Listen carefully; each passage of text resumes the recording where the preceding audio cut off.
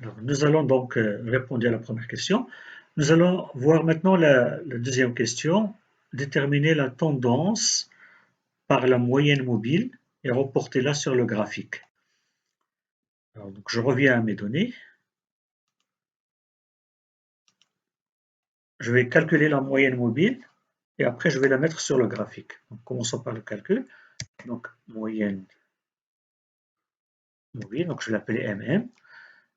Alors, euh, cette moyenne mobile, donc ça va être, comme nous savons que les données, nous avons des données qui sont mensuelles avec une saisonnalité mensuelle, donc c'est-à-dire que la période de la saisonnalité est égale à 12, nous allons calculer une moyenne mobile d'ordre 12, c'est-à-dire une moyenne mobile donc symétrique pondérée d'ordre 12. Comme ça, on va se débarrasser, on va éliminer l'effet de la saisonnalité. Alors, moyenne mobile d'ordre 12, ça veut dire que je dois commencer, je dois avoir 6 valeurs avant et 6 valeurs après.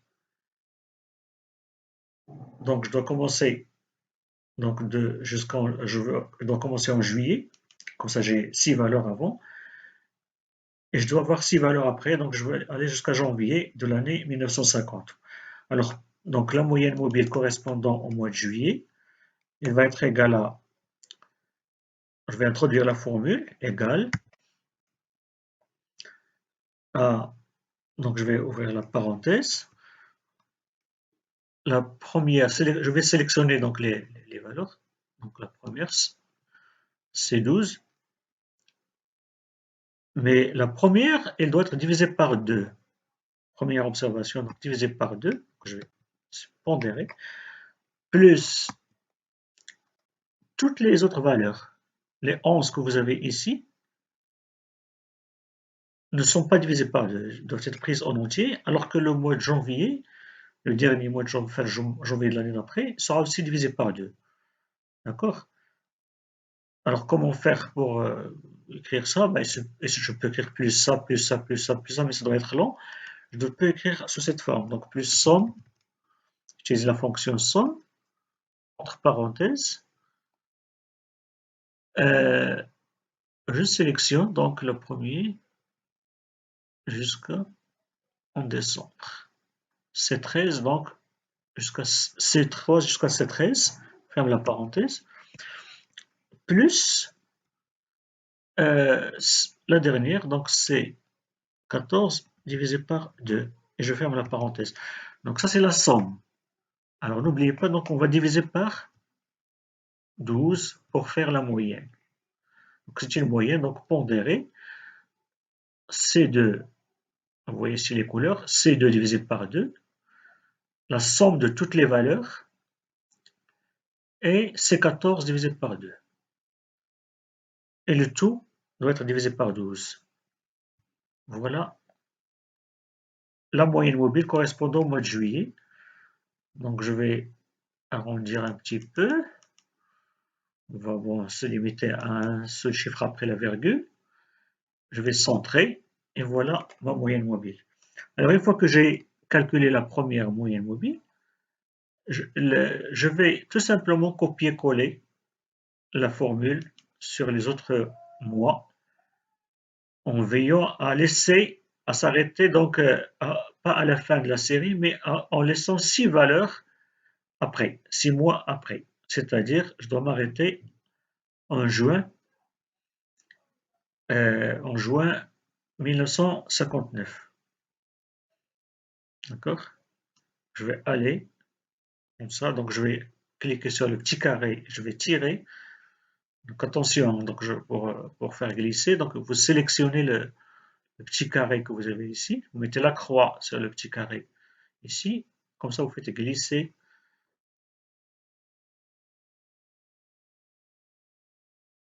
Donc je dis, donc je vais enlever les 6 dernières valeurs, donc je dois arrêter en juin 1959. Petite vérification, toujours vérifier, dernière valeur, cliquez ici par exemple, et vous allez voir que la moyenne c'est bien le premier mois, décembre jusqu'en décembre.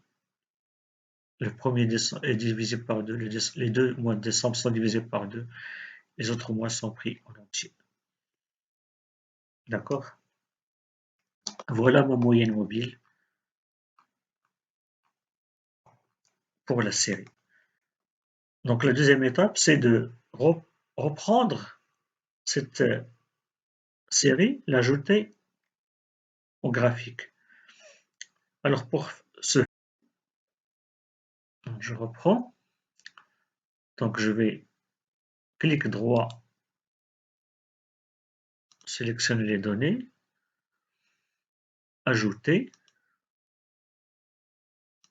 moyenne mobile, MOY mobile, dans le nom de la série. Donc je mets moyenne mobile. Alors dans les valeurs de la série, je vais supprimer ce qui est écrit ici. Je vais effacer ça. Et je vais revenir à la feuille des données. Et vous faites attention, vous sélectionnez depuis le début, donc la moyenne mobile, depuis le début jusqu'à la fin.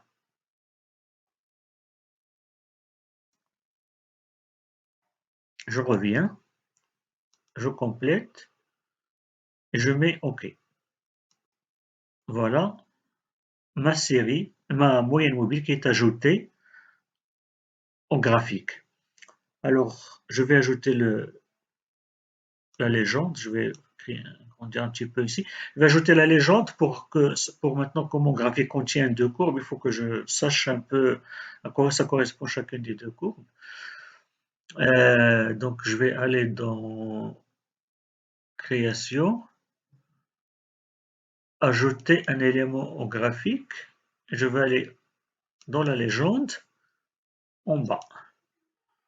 Je vais la mettre en bas, donc voilà, passager en bleu et moyenne mobile en rouge.